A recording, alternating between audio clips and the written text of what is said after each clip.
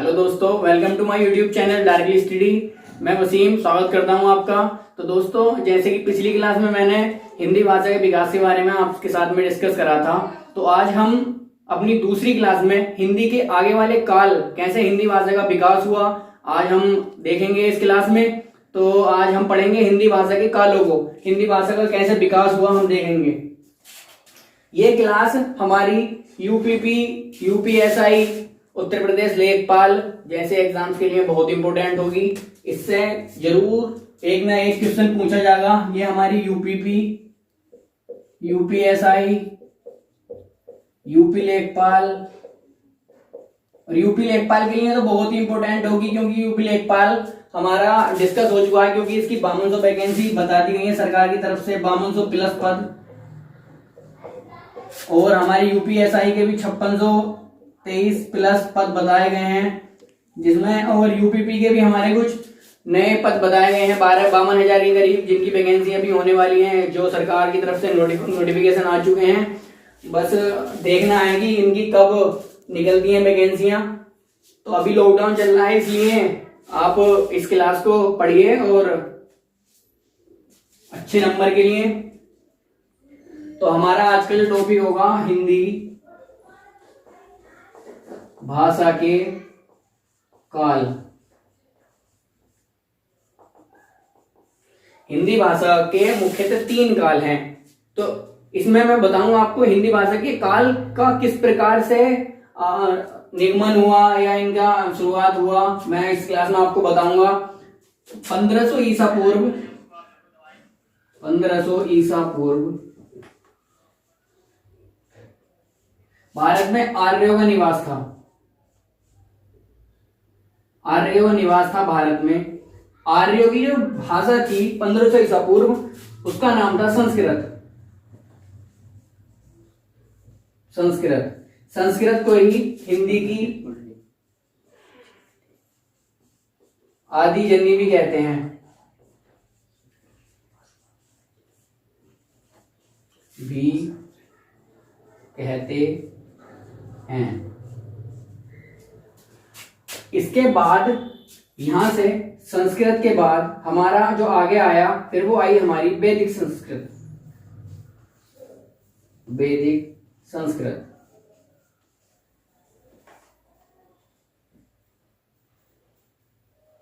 वैदिक संस्कृत की अगर बात करी जाए, तो वैदिक संस्कृत हमारी 1500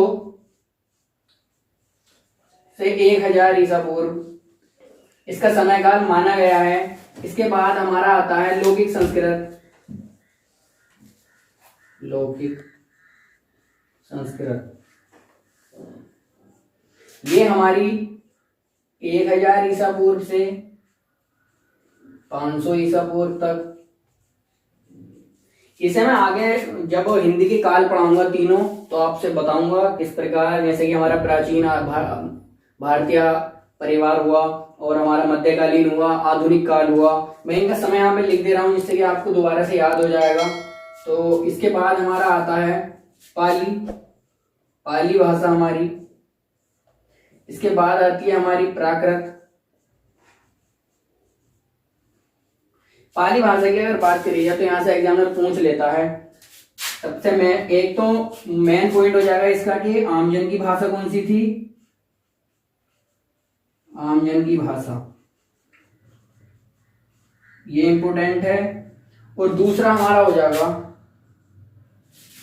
बौद्ध ने अपने उपदेश इसी भाषा में दिए। उपदेश इसी भाषा में दिए। इसके बाद हमारा आता है प्राकृत। इससे भी एग्जामिनर पूछ लेता है। तो प्राकृत में जो उपदेश दिए थे, वो दिए थे हमारे महावीर जैन ने। महावीर जैन ने उपदेश दिए। इसके बाद प्राकृत के बाद हमारा आगे चलता है, तो मैं आपको लेके चलूंगा आगे। यहाँ पे जगह कम है, तो मैं आपको ऊपर लिख दे रहा हूं, आप इसे नोट करते चलो मेरे साथ में।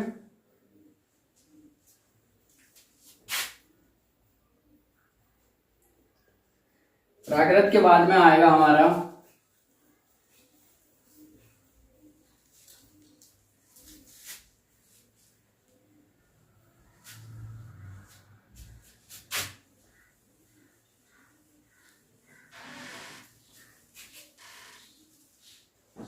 प्राकृत के बाद आएगा हमारा, ये क्या हमें लिखना है, ऐसे ही ऐसे लिखो मैं। प्राकृत के बाद आएगा हमारा अपभ्रंश। अपभ्रंश, अपभ्रंश से ही हमारी हिंदी का विकास होता है। यहाँ पे एक और काल है जिसे अपभ्रंश के नाम से भी जाना जाता है, अपभ्रंश। बात करी जाए कि अपभ्रंश के हिंदी कौन सी अपभ्रंश की भाषा है, तो ये हमारी शोरसैनी अपभ्रंश की भाषा है।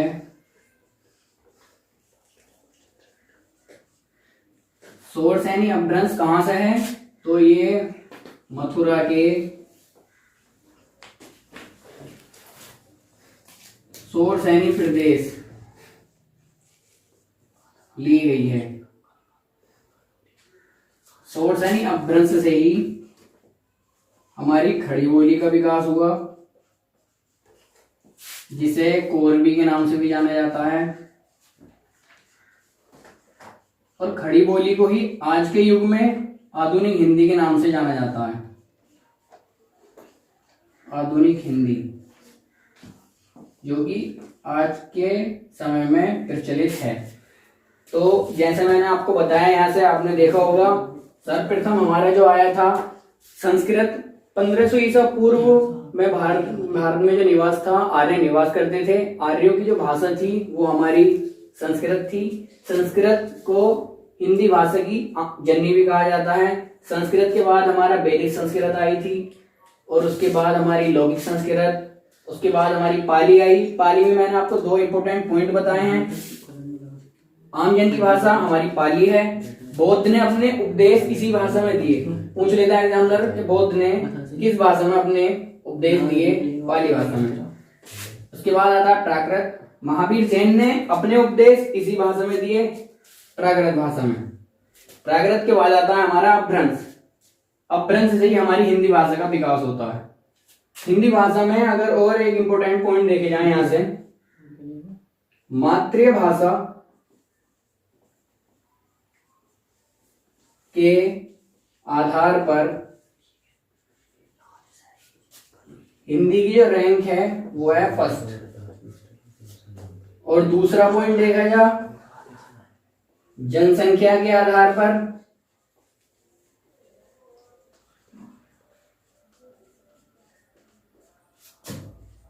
जनसंख्या के आधार पर रैंक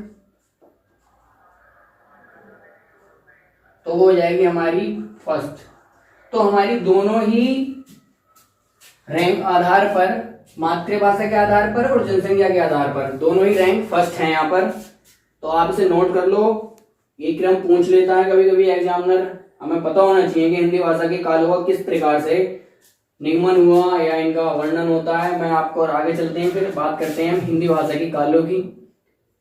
हिंदी भाषा के 3 काल थे, वो डिस्कस करेंगे हम।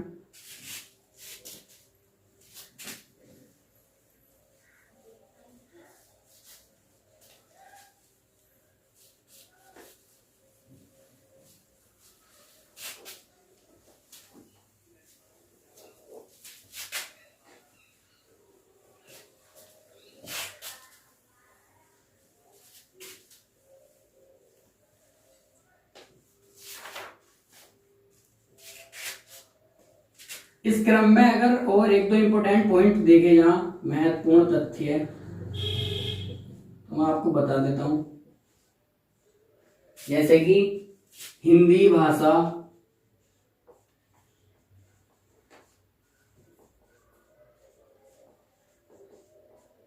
कौन सी अपभ्रंश की भाषा है, तो मैंने आपको बताया पीछे।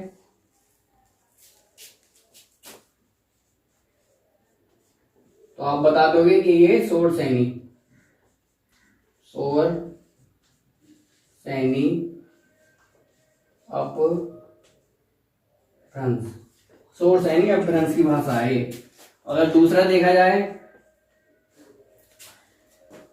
हिंदी भाषा का विकास कहाँ से प्रारंभ हुआ? हिंदी भाषा का विकास कहाँ से आरंभ हुआ? तो हिंदी भाषा का हमारा आरंभ जो हुआ है विकास का, वो अपभ्रंश से ही हुआ है। अपभ्रंश से एग्जाम पूछ लेता है आपसे कि हिंदी भाषा का विकास कहाँ से आरंभ हुआ, और यही आंसर में होगा अपभ्रंश से। और भी दे देगा तो आपको गलत नहीं करना है, इसका आपको आंसर लगाना है अपभ्रंश। तो अब हम आगे चलते हैं। अब हम बात करेंगे हिंदी के कालों की। हिंदी के तीनों काल, उनके समय सीमा कब से कब तक थी, तो मैं आपको बताऊंगा कि हिंदी के तीनों काल की समय सीमा क्या थी। याद रखनी है उनकी समय सीमा, सनों को याद रखना, उनके एग्जाम में पूछ लेता है कि प्राचीन भारतीय आर्य भाषा का समय क्या था या काल क्या था, वैदिक संस्कृत क्या थी, लौकिक संस्कृत का समय क्या था, वो तो मैंने आपको बताया पीछे एक बार याद कराने के लिए। अब मैं दोबारा से इसे रिपीट करता हूं, इससे कि आपको और याद हो जाए। तो हिंदी के काल, हिंदी को 3 कालों में विभाजित करा गया है। 3 कालों में विभाजित किया गया है। नंबर 1 पर आता है हमारा प्राचीन भारतीय आर्य भाषा। इसकी जो समय सीमा थी वो 1500 से 500 ईसा पूर्व तक। इंक डाल लेते हैं थोड़ी सी।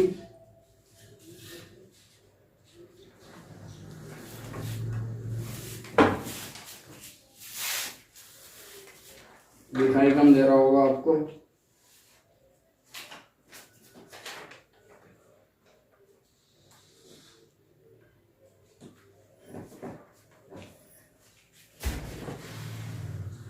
तो दोस्तों, प्राचीन भारतीय आर्य भाषा की जो समय सीमा थी वो हमारी 1500 ईसा पूर्व से 1000 ईसा पूर्व तक थी।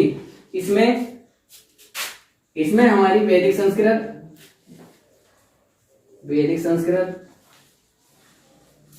और दूसरी हमारी लौकिक संस्कृत।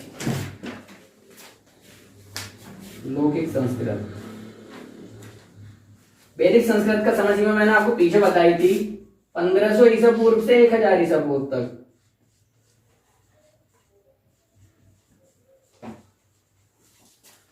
और लौकिक की 1000 से 500 ईसा पूर्व तक।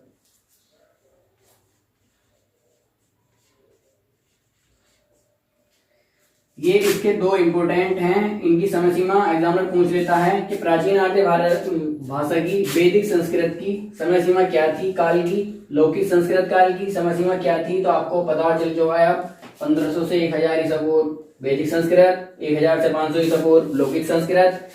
तो अब हम आगे चलते हैं। ये हमारा पहला काल था।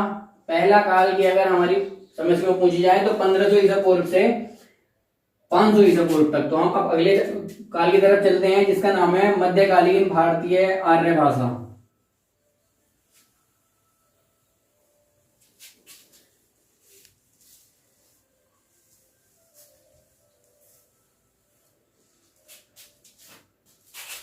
नंबर 2 पे हमारा मध्यकालीन भारतीय आर्य भाषा। इसकी अगर समय सीमा की बात करी जाए तो इसकी समय सीमा हमारी जो किताबों से मिलती है 1000 ईसा पूर्व से 1000 ईसा पूर्व तक। इसमें भी हमारा, जैसे मैंने आपको पीछे क्रम बताया था कि सबसे पहले हमारी आर्यों की भाषा संस्कृत थी, संस्कृत के बाद हमारी वैदिक संस्कृत, वैदिक संस्कृत के बाद लौकिक संस्कृत, लौकिक संस्कृत के बाद हमारी पाली, फिर प्राकृत, प्राकृत के बाद अपभ्रंश आई। फिर हमारा पता चला कि हिंदी भाषा किस अपभ्रंश की भाषा है, कि सोर्स है अपभ्रंश की। तो आधुनिक हिंदी का विकास हमें इस तरीके से पता चलता है वहां से। तो इसमें हमारी सबसे प्रथम जो भाषा आती है वो आती है पाली, दूसरे नंबर पर आती है हमारी प्राकृत। तो इसमें मैंने आपको पीछे बताया था कि यहाँ पर महात्मा बुद्ध ने उपदेश दिए थे, इसमें अपने पीछे मैंने अपनी क्लास अभी बताया लाइन में। यहाँ पर महावीर जैन ने दिए थे, आपको याद रखने हैं, महावीर जैन ने उपदेश दिए थे। इनके अगर समय की बात करी जा तो इसका समय 500 ईसा पूर्व से 1 ईसा पूर्व तक, ये हमारा पाली का समय। और प्राकृत की बात करी जा तो 1 ईसा पूर्व से 1000 ईसा पूर्व तक, ये हमारा प्राकृत का समय है। इसके बाद हमारा नंबर 1 पे इसे कै बोल दो, इसे ख बोल दो, इसे ग बोल दो। इसके बाद हमारा अपभ्रंश, यहां अपभ्रंश है, इसमें ये 500 ईस्वी से, ये मिस्टेक हो गया गाइस दोस्तों, ये हमारा 1 ईस्वी से 500 ईस्वी तक, और ये है हमारा अपभ्रंश 500 ईस्वी से 1000 ईस्वी तक। इसमें अपभ्रंश के समय पे ही हमारा एक और काल बोलते हैं जिसे अभट्ट कहते हैं, इसे संक्रमणकालीन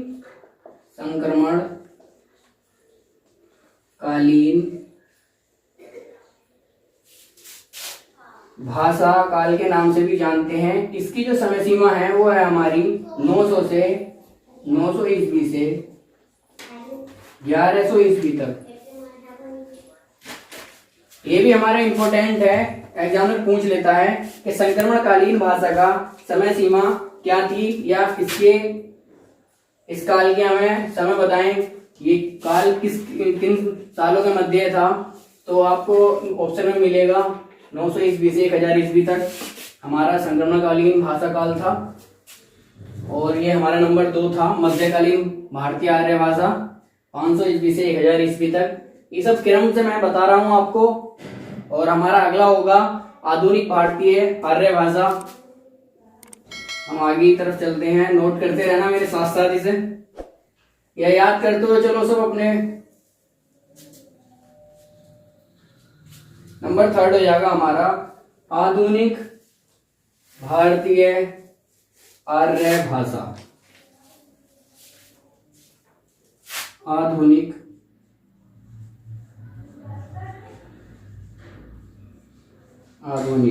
भारतीय आर्य भाषा, ये हमारा 1100 से वर्तमान समय तक। इसमें हमारा आधुनिक भारतीय आर्य भाषा में इसमें हमारा प्राचीन हिंदी,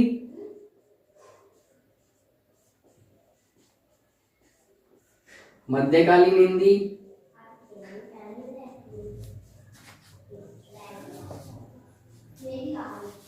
और नंबर 3 पर आता है हमारा इसका आधुनिक हिंदी, जो कि मैंने पीछे आपको बताया था कि किस प्रकार आधुनिक हिंदी की हमारी रचना हुई थी।